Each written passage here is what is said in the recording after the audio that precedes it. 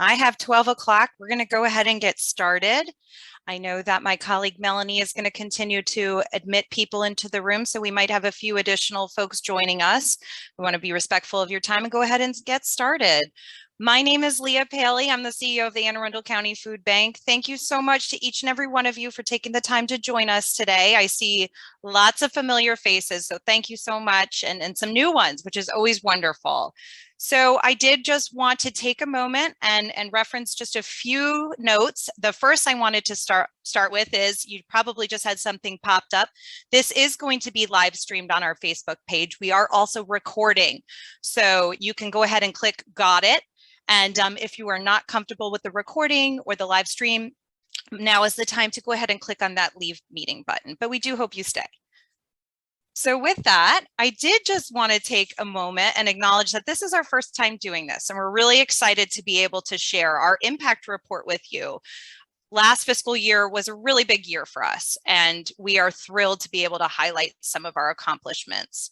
I wanted to take a minute, and I know we're still letting a few people in, but we do have some special folks on the call. I wanted to acknowledge my colleagues who are joining us. You're going to hear from Susan Thomas in a bit, but my colleague Melanie is going to be working behind the scenes. She's monitoring the chat box. If you have any questions at any point in time, you can go ahead and use the chat box. We've got Marta Jones on the line as well. Thank you, Marta, for joining us. And then I do see one of our wonderful board members, Brian Daig, is with us today, and we thank you for joining us. We have such a fabulous board, and they have really been so very supportive of us, especially over the last 2 years as we've been going through a lot of challenges and experiencing lots of opportunities as a result of the pandemic.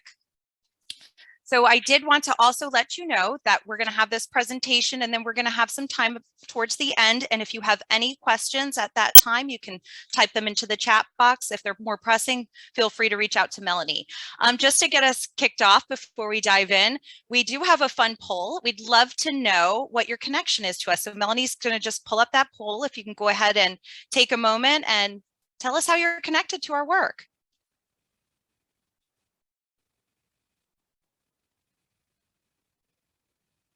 Wonderful. Wow, I'm seeing lots of results. Thank you. Everyone is so very tech savvy, so it's great to see this coming through. So lots of different connections. We've got volunteers, we've got donors, community partners, and obviously we also have advocates. So we're so grateful for you to join us today. Thank you so much. I do just want to go ahead and kick us off. We'll jump right in. I'm going to introduce Susan Thomas. She is our Chief Operating Officer, and she's going to tell us a little bit more about where we were as an organization in the beginning of the fiscal year. So going back to last July, where was this organization? What were the things that we were experiencing? And what were the ways we responded to the pandemic, which obviously was very much unprecedented for not only our organization, but for our entire country. So I'm going to go ahead and kick it to you, Susan. Thank you. Thank you, Leah, for the wonderful introduction. So I want to kind of set the stage of how we were entering the beginning of the fiscal year in 21.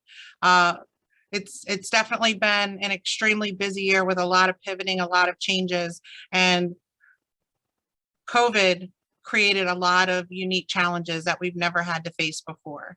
So prior to the pandemic, the Anne Arundel County Food Bank was staffed with warehouse workers, primarily through a workforce development program with incarcerated men.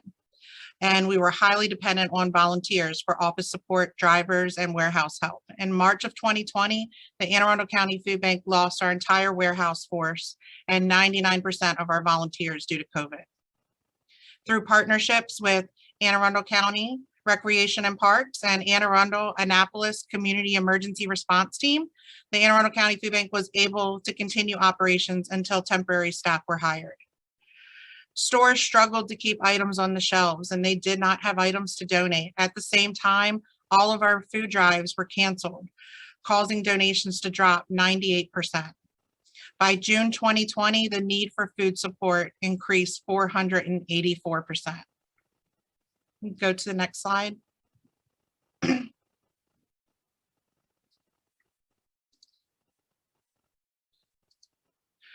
This chart right here depicts the unemployment rate in Anne Arundel County from February when COVID began through June of 2021. Those who applied for benefits may have had to wait 6 to 9 months to be processed and approved to receive benefits. The Anne Arundel County Food Bank saw a similar incline and spike to the unemployment rate as families and individuals struggled to keep a roof over their head, pay their electric bill, and provide food for their families. Next slide.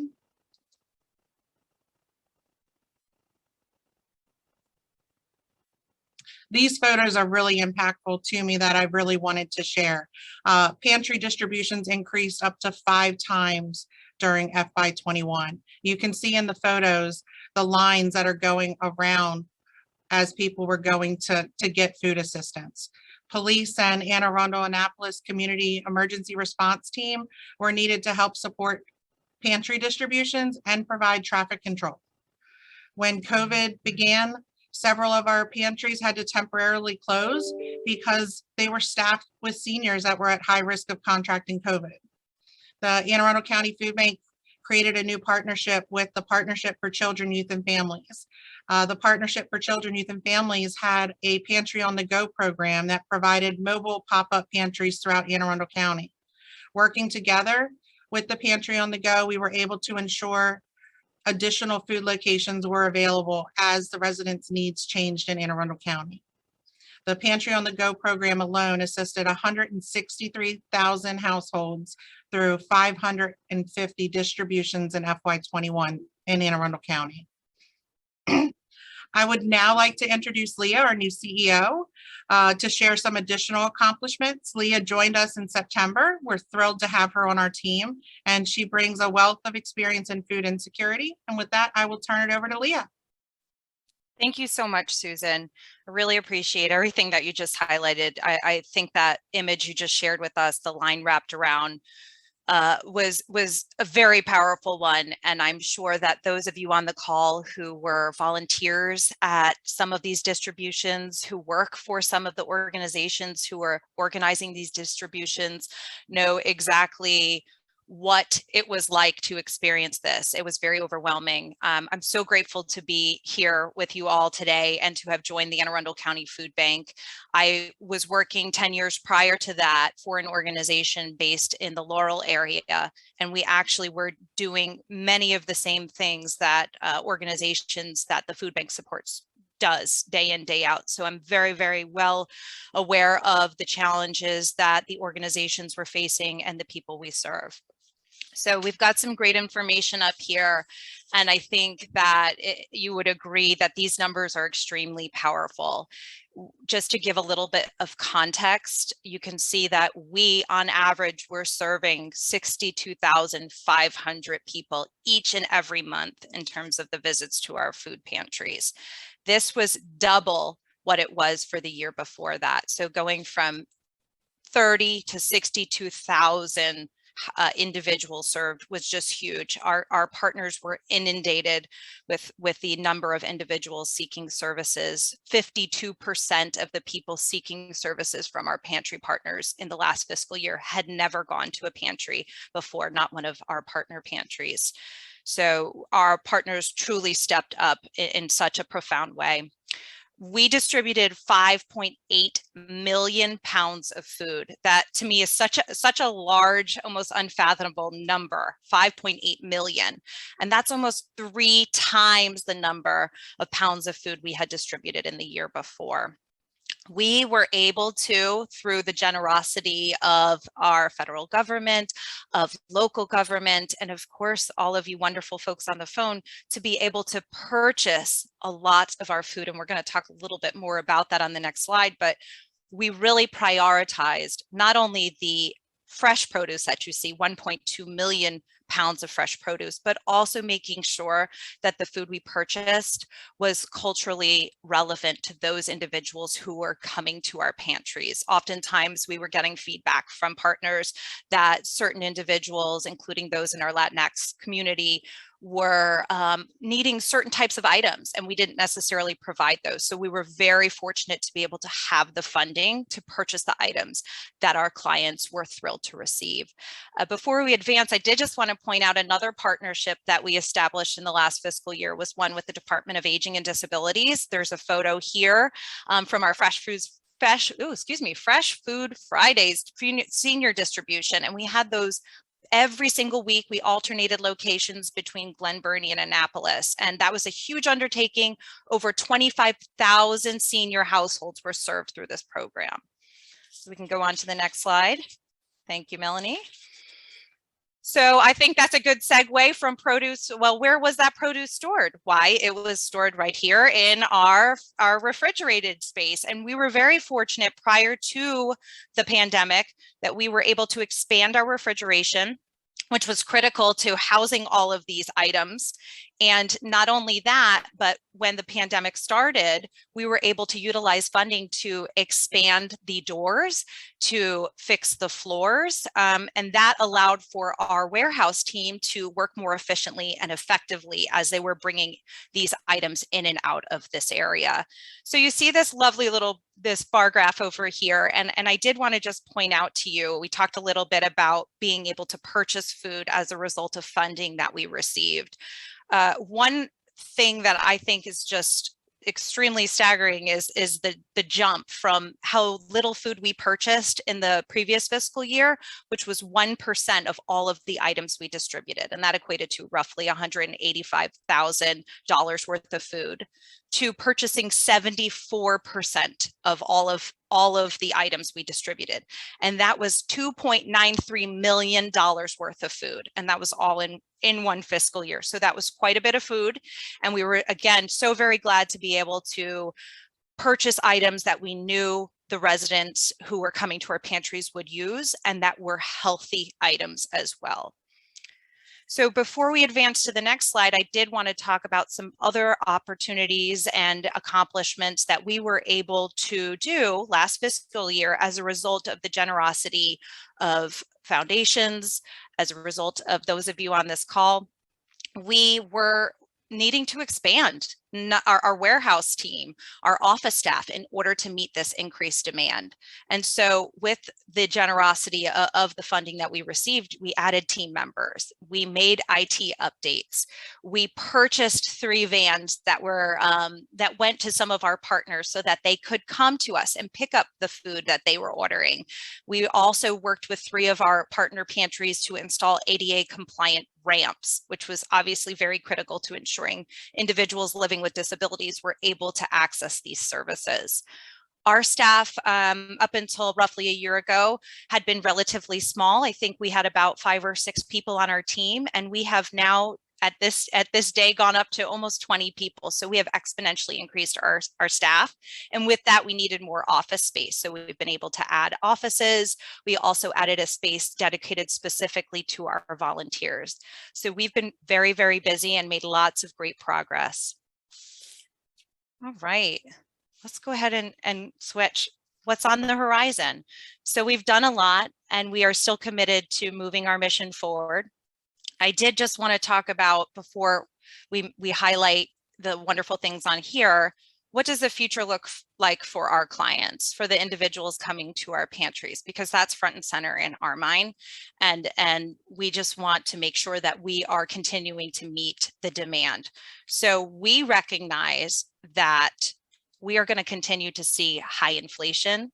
While the unemployment rate has decreased, we recognize that many of the individuals who are coming to our pantries, it is still way beyond what it was prior to the pandemic, that food costs have gone up. So people have the same amount of money and are able to purchase less. So it is so very important that organizations like our own and the partners that we work with are in the community to be able to support these individual needs. We are doing lots of great things. For those of you who have never been out to our warehouse before, that picture at the top is our warehouse covered in snow. We have had the opportunity to assess the flow of our operations. We want to make sure that we are being efficient, that the food that comes in is moving through our warehouse as quickly and effectively and efficiently as possible so that we can get it right back out the door. So we've worked with a firm to assess the flow of the food that's coming in, and we have some plans in the works in order to reorganize not only where the food is situated, but also where our staff will be. So we're working behind the scenes on that and are really excited to now implement some of the initial steps required to reorganize what the building looks like. Strategic planning, that is so very important to each and every organization, and we are committed to developing a clear and strategic direction for our organization. We did, over the last year and a half, develop and are executing an operations plan that has allowed us to lay the foundation for our organization so that we can embark on that strategic planning process. So we're in the process of working with a consultant, and we'll develop a plan, and that will guide our organization over the next 3 years. And we're really excited to implement that, and we'll be sharing more once we get that up and running. Lastly, I did want to talk about standards of excellence. For those of you unfamiliar with that, that is an accreditation. There is a seal that organizations here in Maryland can apply for. And what we've enjoyed doing is looking at all of our policies and understanding how we can make them more robust around management, governance, and our general operation policies and procedures, and ensuring that they align with those best practices and that we're operating in an ethical and legal manner. So we have been working very closely with a consultant, and that individual has helped us to make sure that we have that groundwork in place. So we're really excited about the progress we made, and I know this is going to just help our organization remain viable for years to come. So with that, I wanted to talk a little bit about some of our upcoming opportunities.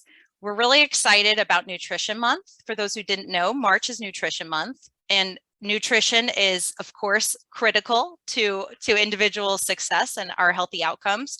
So we are working to put some activities together that will highlight food insecurity and what we're doing to raise awareness around that topic and how we are working to address food insecurity here in Anne Arundel County.